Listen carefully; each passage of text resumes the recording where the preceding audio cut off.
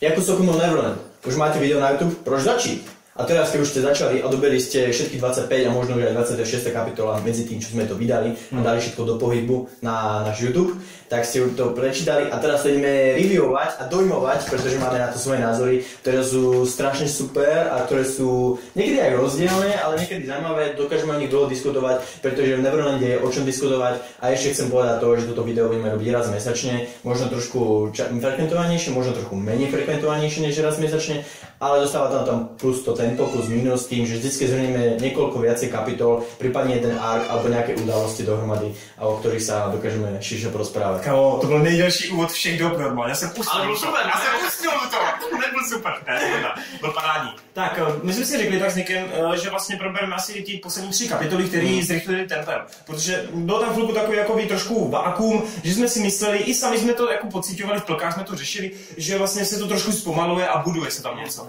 No a poslední 3 kapitoly jako totální náser, měli jsme tam kapitolu se sestrou Crown, obrovským zvratem a pak vlastně průzkum okolí, dvojkapitolku, která prostě vyvrcholila mámou, která se konečně rozhodla něco dělat. A ty krávo. Ale že ono to bolo pomalšie kvôli tomu, že sa pripravujete plány, zisťovali sme veci a tak. No a teraz sa práve priblížil ten shipping nebezpečne blízko a keď už aj decká boli pripravené na to, že konečne utečieme a podarí sa nám to včas, máme dostatok času, že máte nejaký mesiac alebo koľko mali, exekutujeme náš plán za 6 dní, za 10 dní, za 3 dní zajtra a ide sa na to a teraz sa niečo stalo a proste sme úplne bez východiskovej situácii a je to úplne kruté. A rozbehlo sa to vlastne od momentu, keď jsme přišli o našu sestru Crown. Což je taky úžasný, protože vlastně sestru Crown, já jsem k ní nikdy necítil nic, kromě toho, že má úplně bizarní ksichty a že je strašně otravná. Jo? A prostě v té chvíli, v jedné jediné kapitole prostě tam byl mini flashback, trošku jí víc pocity a i když prostě ona ano, šla si za cílem, chci prostě přežít a proto budu dělat to, co dělám, tak i přesto si mě jakoby ke koncu před tou smrtí fakt dokázala získat. Nejenom tím, že pomohla ve finále dětskám, i když se jí to příčilo, což bylo ale super. Kdyby tam bylo něco ve smyslu, že jim pomůžu a nic víc, tak pohoda. Ale bylo super, že tam byla ta věta, že se jí to hrozně příčí. Hej, ale bolo to ešte naviac opodstatné len tým, že to příčí, ale aj tým, že vlastne celú dobu, keď tam ona niečo robila, každý krok, tak to nebolo kvôli tomu, aby ona porazila decka. Decka bola len ten spôsob, cez ktorý keď sa dostane, tak tým porazí vlastne Izabel, mamku celého toho siročinca. No a vlastne ona pomohla na konci teraz tým deckám, aby to bol taký jeden akože posledný krok k tomu, že možno si ma dostala, ale predsa len ti to ešte nenechám tak ľahké. Ještě budu bojovat. Byl tam hint toho, že vlastně je tam pero od Boku Hero, ano! Přicházíme do Boku Hero. William Minerva, a.k.a. Suva. A to je taky super hint, protože William už od chvíle, kdy vlastně poprvé jsme zjistili, že píše ty knihy, sakra, to bude hodně důležitá postava. Už teď vidíme to pero. Viděli jsme i náznak toho, že teda opravdu existují tam venku lidi, kteří s démonama jakoby spolupracují a nejsou jenom potrava. A nejsou jen ženské. A nejsou ani, jo, přesně jak říkáš. Což je hodně zajímavý, konečně se dozvídáme něco nového o tom světě. A ten záběr, kdy tam vlastně byl nějaký ten doktor nebo někdo takový, a do toho tam byl zase ten démon obří, což je super, jak oni jsou vždycky obrovský jako vykreslení. Tak mě to úplně fakt totálně hyplo a zajímá mě hrozně moc, co se tam bude dít dál, protože proč jako ten svět je v tom, v čem je? Ale to je práve to, že ono ťa to ťaha, že dostaňme sa už von z toho siročinca, že siročinec už poznáme super, že vieme, že tam je strašne drastická situácia a toto presne dobre využili, že nás už to nebaví v tom siročinci. My už vieme všetko o ňom a už sa chceme dostať von. A teraz to nachádza práve to tempo, ktoré skríži úplne fantasticky doteraz. Tak ho ešte navýši, ešte mu pridám ten plyn do toho pedálu alebo do tých koles a je to oveľa lepšie a už sa práve už úplne cítim, že už som skoro vonku. A v momente, keď sa dostaneme von, tak to len celé začne celé objavování toho světu a zjistíme postupně, že čo se stalo. No hlavně se to nepokazí. Já bych uzavřel vlastně kapitolu s Crown tím, že si mi to fakt strašně moc líbilo. Hrozně si mě líbí jakoby spolupráce scénáře s tou kresbou, kdy každičkej panel ve mně něco vyvolával. Ty emoce a ten mini flashback, ty slova, které tam byly. Prostě já nevím, oni jak kdyby fakt psali dokonalou knihu pro mě. Jako fakt mají neskutečný talent. Jako moc se nechme, že tam mimika a všechno tam bylo tak úplně, tam byla úplná symbioza a super. A závěrečná scéna, kdy je probodla tou kytičkou. Úžasný, dokonalý. No a pak jsme přišli k tomu průzkumu, kdy teda děcka se rozhodli, že konečně musí fakt dát ten plyn a musí teda prozkoumat okolí a vybrat si tu cestu, kudy se vydají, protože že jo, zítřejšího dne, ten následující den chcou spustit plán. A zrovna v momente, keď začnú konať decka, tak začne konať aj Izabel. Což je úžasné. Všetko sa to zamotáva, pretože Izabel má navrch. Prostě první kapitola je tak odpraví Ray, totálně ho odpraví, prostě Ray je v totálním loji, zavřený v místnosti, Dono teda samozřejmě zachrání, ne, Dono nezachrání, ale... Zachránil, no, ale ono vykopí dveře, Ne, ale tak tam ide ako naozaj o to, že Izabel ukázala.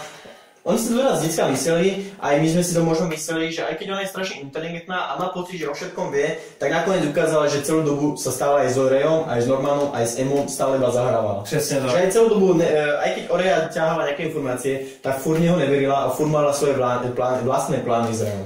A nakoniec to teraz odstrihla a ty zostaneš tu a ja sa idem postarať o to, o čo je potrebné sa postarať. Mně se tam hrozně líbil právě ten dialog k tomu Rejovi, kde řekla, že prostě jako hrozně si vážím tvé práce i přesto, že jsi prolhaný lhář prostě a zrádce, ne? To je tak geniální, protože to celou dobu věděla, fakt úžasný. Navíc teda, jak se tohle jakoby stalo, tak v té chvíli už si viděl, že všechno v háji. V té chvíli už se jenom zrychloval tempo a poslední kapitola, která teď je vydaná vlastně u nás v čítárně, tak dokonala to dílo a Izabel poprvé použila jako fyzickou sílu svou, protože v Krouníně flashbacku jsme zjistili, že i oni trénovali fyzicky.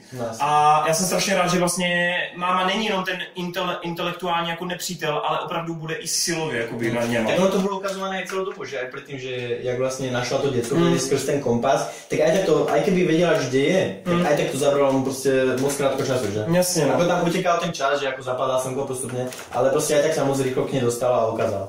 Takže jako fyzicky na to perfektně. Je super, že prostě, že oni jsou jakože genetické upravené určitě tam, jak Don Režu, tak prostě jako, že ty démoni majú postavené a všetko, o čo chcú mať postarané a samotným aj tým mamkám a týmto všetkým dávajú motiváciu k tomu, aby robili tie veci len v zámere vlastného prežitia. A preto každý koná do maxima toho, čo sa dá, len aby prežil. Tam to byla taky úžasná scéna, kdy vlastně teda máma se objeví před něma, což by the way super stránka, nakreslená atmosféra, boží.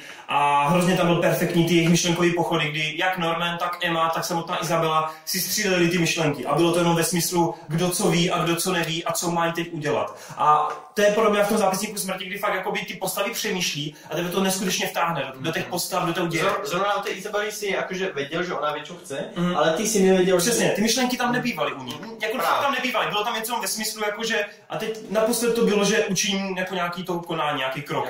Ale nikdy jsme ji do té hlavy neviděli, nikdy. A teď konečně se to ukazuje a ty kráso, ona je prostě na úrovni. A jinak je jako super, že ona do posledného momentu si s nimi zahrala. Že aj keď ste proste, že ja som farmer a vy ste proste iba jedlo. Ale proste, že mám vás rád, vráťte sa, ne? Mám vás rád a teda vráťte sa, akože máme spolu super vzťah, že ešte tu jednu noc môžete. Dokud neumřete, použijte si to. Že nič vám nechýbalo, pretože mali ste teplo, mali ste jedlo, však vráťte sa a zajtra proste konec, sorry, Headquarter skontaktovalo ma, ideš. To jsi čekal, nebo je to? Ne, vůbec. Ty vole, to tak bylo posledně. Masakr totálně. Jako bylo zvláštně, že koná tak rychlo, ale že až takto, že prostě... On to i ten Norman říkal, že je hrozně divný, že ona najednou se vydala jakoby, že z čistá jasna takhle obrátila a koná. Tak jakoby... Jak to říct drasticky, no? Že se rozbehla, že? Ano. Že do té doby říkáš v pozadí a teď najednou loop prostě do akce. Jasné. A ta kapitola bola super a tak, ale nebola by tak super, kebyže na konci mene zlomí nohu. Pretože predsa len kebyže sa tam nejak všetci objavia, že stojí Izabela v strede, vzadu je Gilda, Don a Ray, proti Norman a Emma a v strede teda i tá Izabela, tak furt by si akože však dobre však utečú, niečo sa proste teraz proste dajú ten plán do pohybu a začne sa všetko diať. Lenže Emma má zlomenú nohu a čo teraz, keď nemôže ona utekať? To je najrychlejšia z nich. Jako totálně v prdeli. Čo teraz Norman vymyslí, keď on by bol ochotný obetovať všetkých len Emmu? Jak ji teda zachrání? Keď bude mať Emmu na zvyšnosti? Ja nevím. Ako, bola tam vytvorená strašne skvelou beznádejná atmosféra, z ktorej nikto netuší, jak sa máme dostať. Nevedia to ešte ani naši samotní hrdinové a ja sa na to fakt teším, že? Já doufám, že to vidí naši autoři. To by bylo smutný. Ne, jako jak říkáš, prostě Norman bude šiplej, Ray je rozstřílej, nikdo už mu nebude věřit, nikdy máma, Emma zlomená noha. Co teď, ty vole? No ale majú jeden deň na to. No jasně, jako teoreticky se může stát, že Norman opravdu šipnou a Norman fakt skape. No dobré, ale že skapu všetci, ne? Však všetkých idú šipnúť. Celú tú trojicu, tých top, idú šipnúť. Ale na prvej kapitole, pripravte proste tých troch. No to jo, no. No ale dívej, ale Normanův datum, ona to řekla na konci, Normanův datum bylo rozhodnuto o tom zítřku, ale Emma s Rayem ještě nejsou ten zítřejší den. Takhle to tam nebylo. Fakt, myslím, že teda... Ne, jenom Norman právě, jenom Norman. Okay. Jo, on zbytečně, aby Em měla malou nohu, protože ona jako kdyby už zítra neposílala. Ona řekla pár dní to bude bolet. To by byla blbost, aby už zítra šipla, když řekla za pár dní. Ne, v pohodě. No a takže Norman právě je ten, co má být šiple, jo. A proto, jestli tohle má být ta první velká oběť, zrovna Norman, což je naše nejoblíbenější postava, jako ne. Je to úplně petová situace. Musí přijít Minerva, prostě, to je jasný.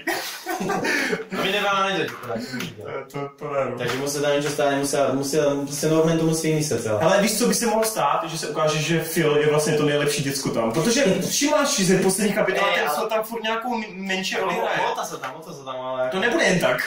A víš, ešte keď si spomeneš na tých pár starších kapitol, len teraz ktorá to bola, tak keď oni sa traja rozprávali, naša trojica, tak tedy nejaké decka ich tam počúvali v tej tráve. Tam boli nejaké tie hlavy. Takže možno predsa len medzi nimi nejaké vedia a niečo tam vymyslia a predsa len tu Izabel nejak dostanú. Jako teoreticky Don s Gildou a Ren by mohli něco podniknout ti tři, jako proč ne, že jo? Don by mohl, no uvidíme, fakt tyhle to napínat jak šandy. Prostě aby nám mamku mali. A jak říkal tu scénu s tou zlomeninou, to jsem taky nečekal, tyjo, to bylo úplně, ty vole. Ale že, a ještě jak Emma, nebolí to.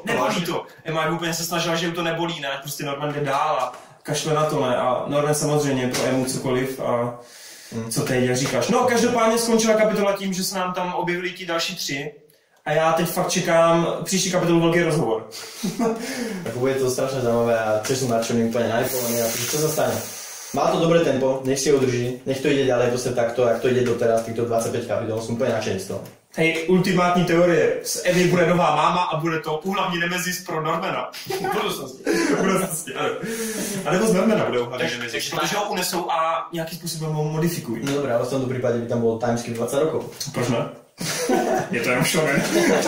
No každopádně, Neverland je pro mě 10 z 10 poslední 3 kapitoly, je to totálně našlapaný, totálně boží a přehrává to úplně všechno, co momentálně čtu. Ano, i Boku, je to fakt úžasný. Je to bomba. Takže všichni to štěte, hledejte to a dejte nám vědět, jak se vám to líbí. Protože my to potřebujeme vědět, jestli v tom pokračovat, my v tom budeme, když to bude šíst jenom jeden člověk, ale říkejte nám to, please. Jo, takže užijte si video a vlastně konec videa a čaute. Čau.